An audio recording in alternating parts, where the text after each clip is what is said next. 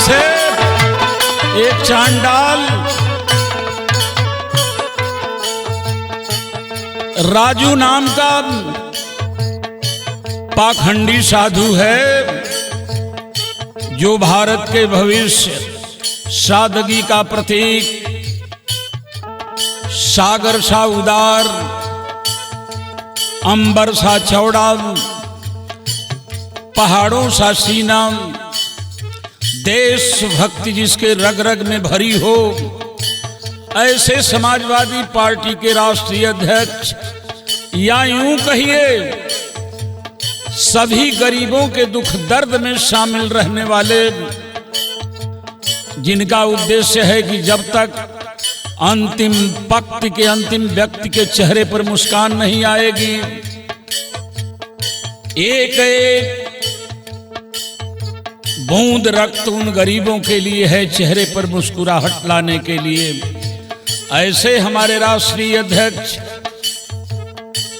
शालीनता के उदाहरण माननीय अखिलेश यादव जी को एक चांडाल राजू दास ने गंदी आवाज में बोला है। आज बहुजन समाज, या यूं कहिए कि 95% गरीब लामबंद होने लगे हैं इस पाखंडी के खिलाफ। और सुनो हमारे साथियों,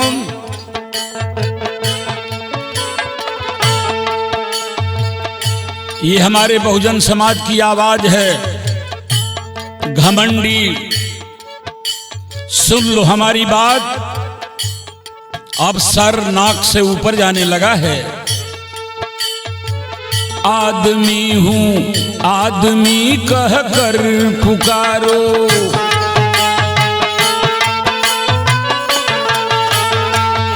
मैं किसी के हाथ का तोता नहीं हूं।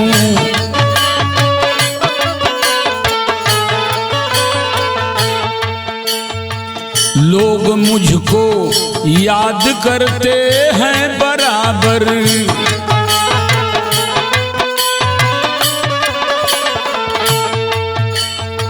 मैं जहां जिस मंच पर होता नहीं हूं।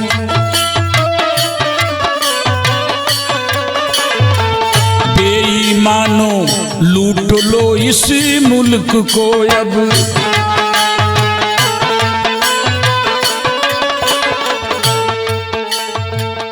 बादे बेफिकर हो बेफिकर हो और कुछ खुशियां मना लो।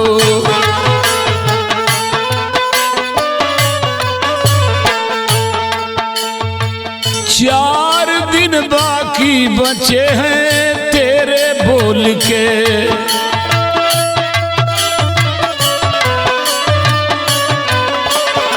चार दिन बाकी बचे हैं, बोल लो तुम।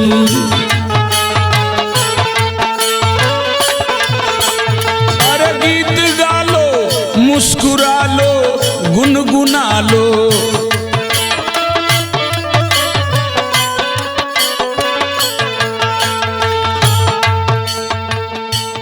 मुझे कहना है बस एक बात, आप पढ़े होंगे, ये हिम्मत, यूं कहिए बाबा साहब डॉक्टर भीमराव अम्बेडकर ने संविधान दिया, और इतने अधिकार देने के बाद भी आज इस तरीके की गुलामी हम और हमारे लोग जी रहे हैं। थोड़े दिन पहले आपने देखा नाई समाज के लड़कों को भरी सभा में ब्राह्मणों ने कान पकड़वा कर उठाया और बैठाया। आजादी में यह हिम्मत, और जिस दिन हम एकत्रित हो जाएंगे क्या होगा जरा इसका भी अंदाज लगा लो। और आज तुम्हारी यह हिम्मत राजू दास, तुमने उस हिमालय से टकराने का काम किया है। कि एक आवाज दे दे तो तुम्हारा पता नहीं चलेगा कि दुनिया के किस कोने में चले गए। मृत्यु से भी ज्यादा घाव अपमान का होता है और सम्मान और स्वाभिमान से जीना हमारा अधिकार है। क्या जमाना रहा होगा आज से हजारों वर्ष पहले, जब हमारे पुरखों के साथ इससे कई हजार गुना तुम अन्याय किए होगे राजू दास। अब सहन की सीमा खत्म हो गई है। जरा ध्यान से सुन लो सुनवैया लोगन, तरज तो है बा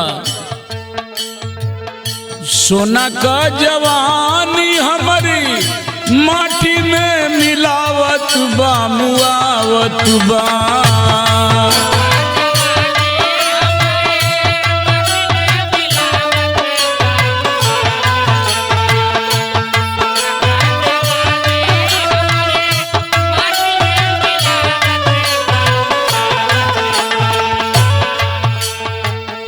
सोना का जवानी हमारी माटी में मिलावत बा मुआवत बा।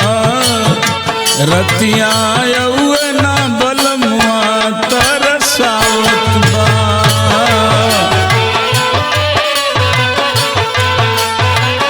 अरे जिया हो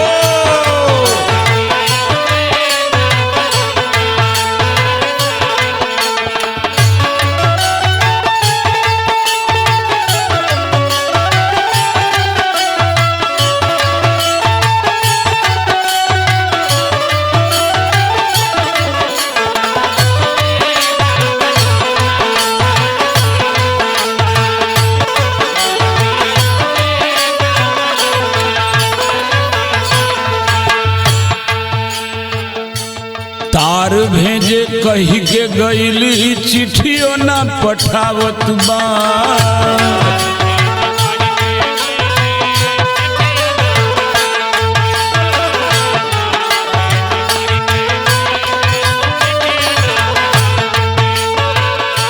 कवनी जन्म का बदला हमारा से चुकावत बा मुआवत बा।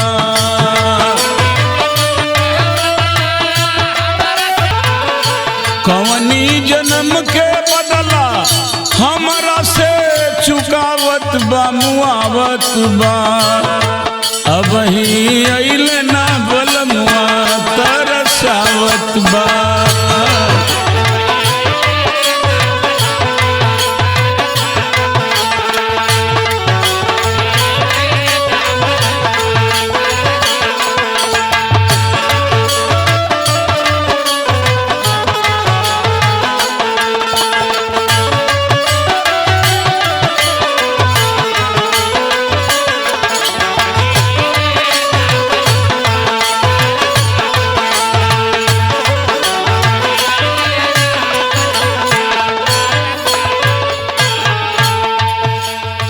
होश में राजू दास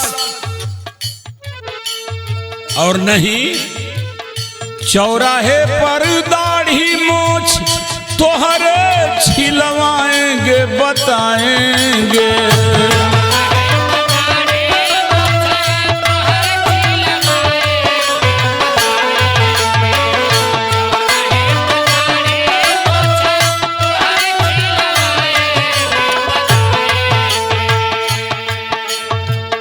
चौराहे पर दाढ़ी मोछ तोहरी छिलवाएंगे बताएंगे।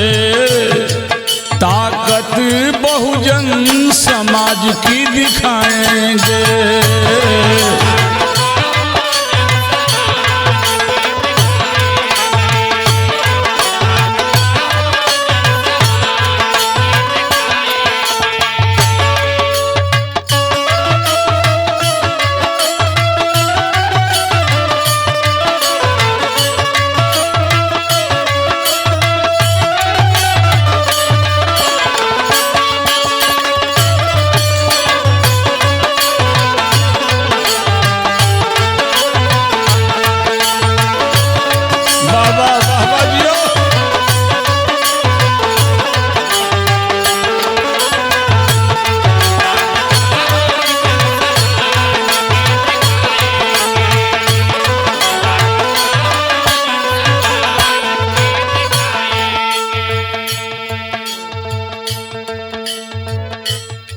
किसको तुमने गंदी आवाज में अपनी जीभ से पुकारा है पता? वह परिवार कौन सा है? कृष्ण का परिवार है, कृष्ण का वंशज है। अच्छा छोड़ दो पुरानी बात राजू, जरा जो सामने दिखाई दे रहा है उसी की बात हम करते हैं। वैज्ञानिक, इंजीनियर, सीएम, यूपी वाला शान हो।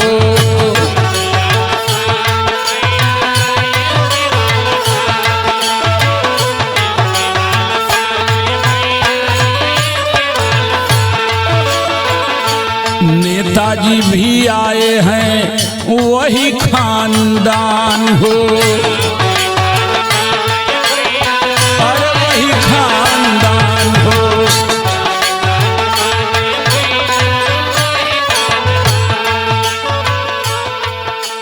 जिस नेता को तमीज नहीं है तुम्हारी,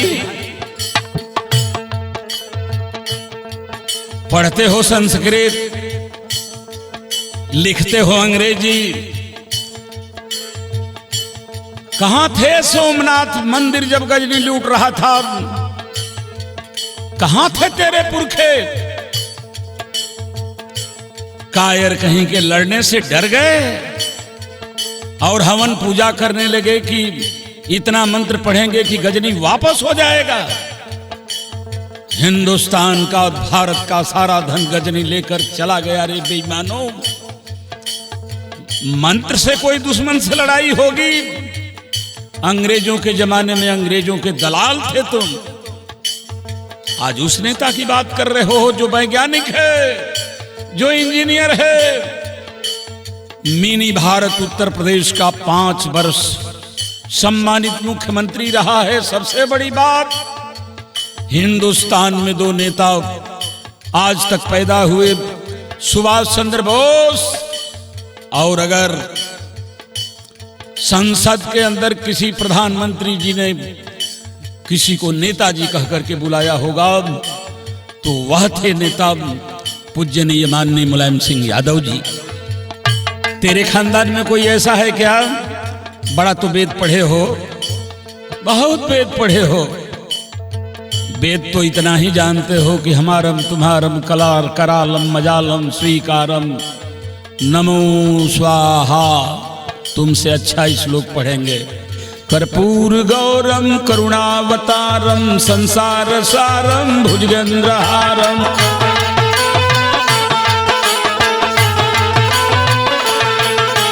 सदा वसंतम हृदयारविंदे भवम भवानी सहितं नमामि।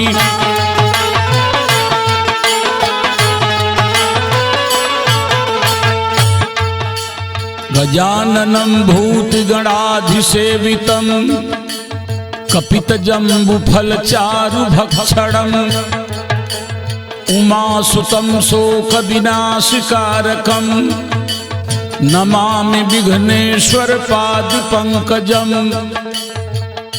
वंदे गुरुपद पद्म परागा।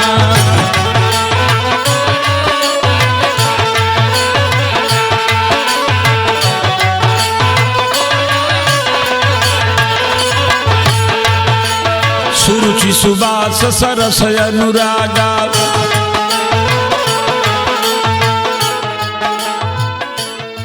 अरे राजूदास, हमसे बेहतर संस्कृत पढ़ोगे कि हमसे बेहतर तुम चौपाई पढ़ लोगे कि हमसे अधिक जानकारी तेरी है? कैसे उस नेता को बदजुबान बोल दिया? सुनो, जब हम अपने पर आ जाएं, ताकत बहुजन समाज की दिखाएंगे। बड़ा वैज्ञानिक, बड़ा इंजीनियर, उत्तर प्रदेश का सीएम, जिस खानदान के पूजनीय नेताजी हैं। क्या तेरा भी खानदान ऐसा है क्या राजू? है तो बता देना, मैं बोल रहा हूं। पुरखे क्या तेरे, पुरखे क्या तेरे, ऐसे गिनती में आएंगे बताएंगे।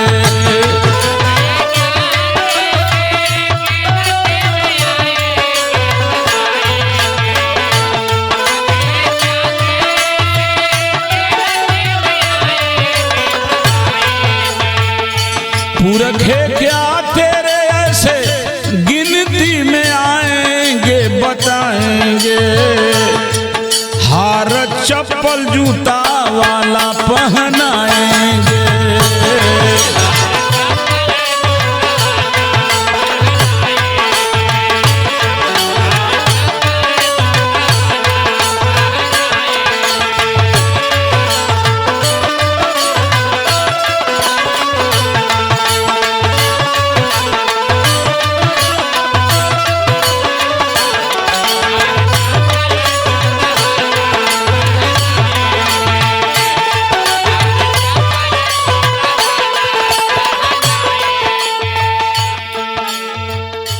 मुझे 95% के लोगों से कहना है, इनसे सावधान रहिए।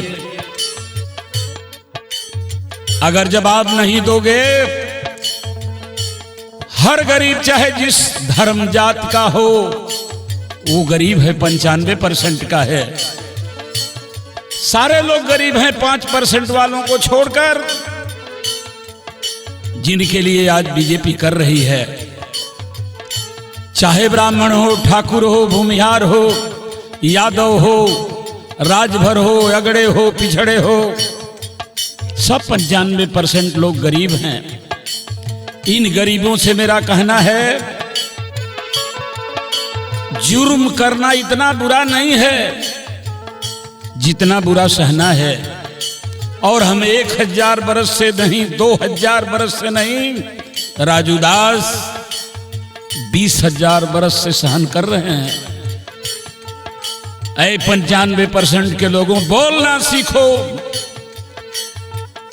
अगर बोलना छोड़ दोगे तो आने वाली पीढ़ी गूंगी हो जाएगी। और मेरा चैलेंज है राजूदास के लिए, बोलो संभाल और जान पहचान के,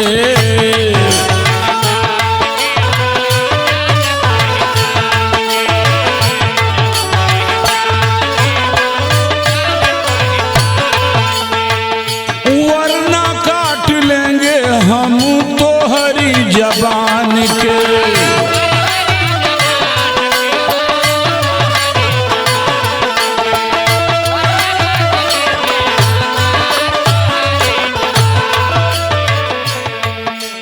फिर से अगर बद्जुबान की तेरी पुनरावृत्ति हुई, बोलो संभाल जान पहचान के, वरना काट लेंगे हम तो हरी जुबान के।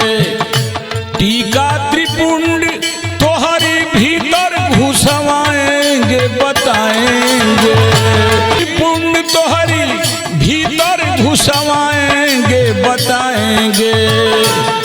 हो विदेशी तुम विदेश में भगाएंगे।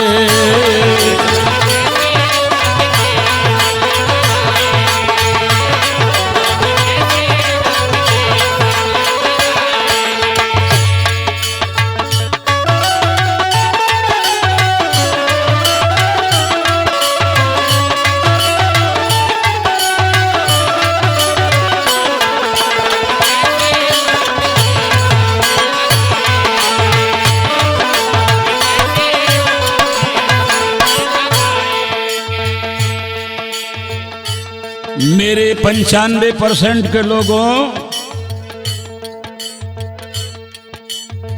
भगत सिंह ने कहा था, बिना तर्क किए चुपचाप किसी की बात मान लेना भी एक तरह से गुलामी है। आखिर कितनी मानसिक गुलामी सहें, आर्थिक गुलामी सहें, सामाजिक गुलामी सहें। अब देश आजाद है, वह जमाना गया मनुस्मृति का। और 95% के लोगों, जिस जात के हो, हमारे भाई हो, अब जग जाओ, वरना इन लोगों ने मनुस्मृति दूसरी तैयार कर लिया है। जवाब दो ऐसे लोगों को, नहीं तो फिर कमर में झाड़ू और गर्दन में हाड़ी बंधेगी। तेरे थूकने से जमीन गंदी इनकी हो जाएगी। इसलिए मेरा राजूदास से इस पाखंडी से सिर्फ यही कहना है कि जबान पे लगाम लगाओ, और एक गलती तुमने कर दिया उसकी सजा एक ही है, मांग लो जरूर उनसे माफी।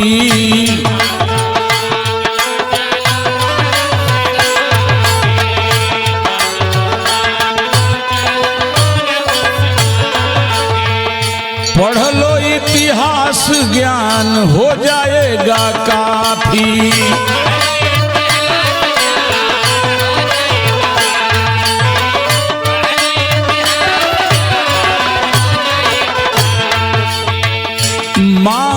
मांग लो जरूर उनसे माफी, पढ़ लो इतिहास ज्ञान हो जाएगा काफी।